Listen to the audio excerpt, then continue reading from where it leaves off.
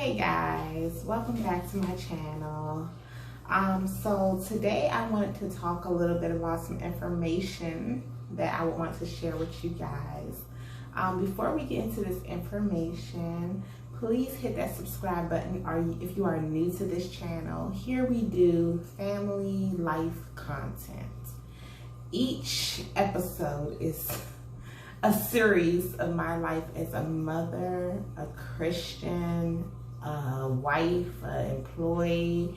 And so right now, a lot of you guys know I am purchasing my first home.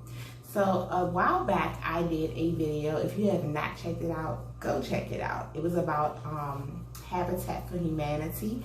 I had a friend who actually went through that program and got her first home. And so I just kind of talk about my experience. And I realized that video was so helpful to people who were actually wanting to purchase and become homeowners. And I got so much good feedback from that video. So I said, well, why not? I have another program to share with you guys. So the program that I'll be talking about today is called HPAC. So the first thing you probably are wondering is, what does HPAC stand for? So it stands for, and you have to forgive me guys, I am looking at notes because there's literally, I could go on and on about this program. So I want to just stick to what I put. So it stands for Home Purchase Assistance Program. So in other words, this program helps you with a down payment, and it also helps you with closing costs. So another question is, how much money can you get using HPAC? So it varies. It can be anywhere in between $16,000 to $80,000. Me personally, I will be receiving $64,000. Actually, no, $68,000 is how much I'll be receiving. So what they do is they'll give you a portion of the money, but then you'll get an additional $400,000 to put to closing costs. So I'll be getting about 65, but once, well, actually 64, but once they add on those closing costs, it's going to be 68. So that leads me to my next question. What do you need to do to apply? So, well, before applying, first and foremost, there are two important things that you'll need to be on your side. One is, it will be best for you to be a DC resident. So there are programs all around the world, and I'm sure there are very similar programs to HPAC, but to specifically apply for HPAC assistance, you need to be a DC resident. You can be moving from a different, we'll say Maryland, right? You're coming from Maryland, you want to live in DC. Well, DC residents get first priority. So you will not be turned away just because you don't live in DC, but it will take a while before your application goes through, because if someone who already lives in DC applies, they're going to get preference over you. Also, if you're looking to buy, now this cannot be persuade, which is you have to purchase in DC once you've been approved. You cannot purchase anywhere else, not Maryland, not Virginia. This money has to stay within DC. Okay. Another thing that's very important before even attempting to apply is the fact that you have to have a decent credit score. So they require that you have a 620 or higher. I'm going to be honest with you. You want to have higher. A 620 is kind of mediocre. Me and my husband went in, well, one of us had a 620 and the other one had a 740. But the problem was they will approve you, but HPAC only does down payment assistance. So you're still going to need a mortgage loan. And to get a mortgage loan in DC is very difficult with the credit score of 620. So my suggestion would be to work your credit score up. Something else that is very important is this must be your first home. This program is set up only for first-time home buyers. So if you have property, any real estate anywhere, it doesn't have to be in DC, but say you have a home or a business that you own, that you own the facility of in a different country, state, wherever. If they find out about it, you will not get approved. This is to help first-time home buyers. So that's just basically the basic stuff that you'll need even before attempting this program. Okay, so what do you need to do? If everything I just mentioned is check, check, check, then you will go to an orientation. So they have many locations for their orientation. The one I went to was in Southeast. And so in the orientation, you will be given a lot of documentation. They're going to tell you everything they require of you. Typically, that's your W-2, your bank statements, all your pay stub, the most recent ones, your kids' birth certificates, your employment history, your proof of residency, your proof of employment. Basically all the same thing the banker will ask for, but they'll probably dig even deeper than a banker would because, well, we'll get to that part later. But the point is, that's what you're going to get at the orientation, a list of everything. It's called a checklist of everything you'll need. Next, what will happen is they will assign you a counselor. So this is one of the most important things with HPAC. I've heard some horror stories with HPAC. My story or my experience with HPAC was decent. It had its frustrating moments, but all in all, I had such a good counselor. She was so patient with me, and even though most of my application process was during the pandemic, she really would be on her job at times. I don't have a computer, so submitting documents to her was very difficult through my phone, and she was just patient and just helped me to be organized and very motivational, and just always, anytime I wanted to quit, she would reassure me that you're doing this for a purpose and you're so close to the goal. So after you have a counselor and you've submitted all your documents to your counselor will submit all of those documents to their underwriting. Underwriting can take anywhere from 3 weeks to 2 months, honestly.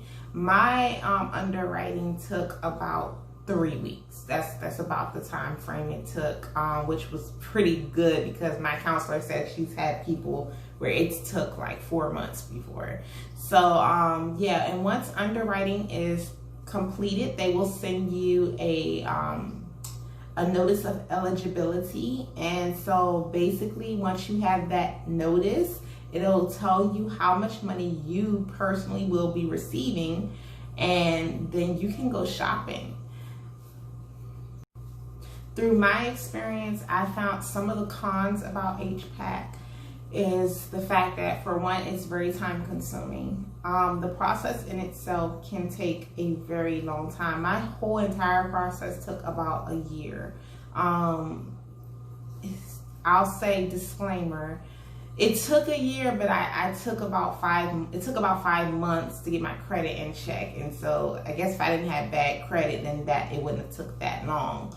Talking about credit, they also require that you don't have any collection fees too. So you can have that credit score, the 620 that I was talking about, but if you have collection fees, you still will not get approval. But that's one of the cons, is that it's a long process and it's very tedious. Like, they want to know every detail of your life. I personally had an incident where I was putting money in my savings, and clearly my savings and my bank account, it's attached, but it's just my savings is it has a different account number. It's the same bank and everything, and it's actually my savings account, and it's money that I can't, once I put it in, I can't even get to it.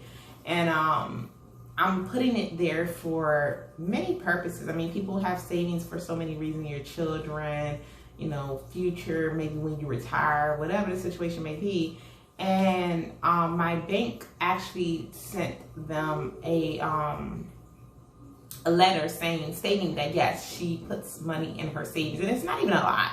Out of a month, I put about $100 in my savings every month, so $100 a month. And they were like, well, we want to know why you do that. Do you do that because you have a side business? Do you do that because you send money to family members in other countries? So it's very tedious. They are microscoping you. So that's one of the cons. Another con is there's so many layers to the program. So I was under the impression when I was submitting everything to my counselor that she made the decision, but she doesn't. Like, your counselor is the one who gathers your information. Underwriting is the ones who actually make decisions and, you know, tediously go over every detail of your life. And if underwriting finds something wrong or something that doesn't add up, they don't call you personally, they'll call your counselor. So it's just a matter of the time frame from them contacting your counselor to them contacting you. Has a lot of pros, but I'm hoping for the future that they can kind of work out more so I want to say the mistakes that are amongst, like, it's just human mistakes. If I'm saying that right. I mean, like, from my personal experience, at one point in time, underwriting couldn't find documentation on something specific. And my counselor had to go back and forth with them, like, it's right there in the paperwork. And they wound up finding it. But it's just, you know, when things are passed on from one person to another person, things get lost in translation and papers and documents. It gets unorganized, I want to say. So I would say one of the cons is the program can be a bit unorganized. Okay, so let's go to the pros. So the pros is you can get a lot of money. And for a person such as myself, that money really is coming in handy, because without having that big down payment, first and foremost, my mortgage bill would have been a lot more than what it is because I'm putting that down payment. Secondly, I might, without that, I might have not even been able to purchase a home, because down payment is, especially if you're going for an FHA loan, is a must. You have to have a certain percentage to put down most times, I'll say. So that's definitely a pro, is that you can get a lot of money using this program. Another pro I would say about the program is that they also help you with your closing costs. So me being a first-time home buyer, I wasn't aware how much money you could spend in closing. Me personally, my closing is coming up to approximately, I haven't closed yet, disclaimer, I haven't closed yet, but my closing is estimated to come up to about $3,000. I want to say no, it was more than that. I think it's 8,000, but they're going to pay 4,000 of that. So I had no idea closing would cost that much. So honestly, like I say, one of the biggest pros is all the benefits, all the money you can get from this program. You can honestly get up to 80,000. I'm not getting 80,000, but depending on how many are in your household, depending on how much money you earn yearly, you could make you could gain 80,000. And that brings me to my next pro. It could not be paid back. So depending on how much you make, depending on the size of your household, HPAC money can be a grant. If you make below a certain number, they do not expect you to pay it back. And another pro is that even if you make above that number, right? Say for instance, you do have to pay it back. Say for instance, you're not low income, you're moderate income, such as myself. Even when you're moderate income, you do have to pay them back, but it's interest free, baby, interest free. So, and then also you don't have to start paying it back until 5 years later. Yeah, I said that, 5 years later. So there's a lot of pros about the program. In general, I would advise anyone who lives in DC to try HPAC, especially being a first-time home buyer. It can be tough, you know. There's a lot of money involved and a lot of things, because also HPAC will help you with counseling of just how to go across, like how to go about the process. They're not just all about giving you money, but they also help you with ways to help yourself too. And it's opened up the doors for other programs as well. Like I will just talk about in another day, a program called MANA.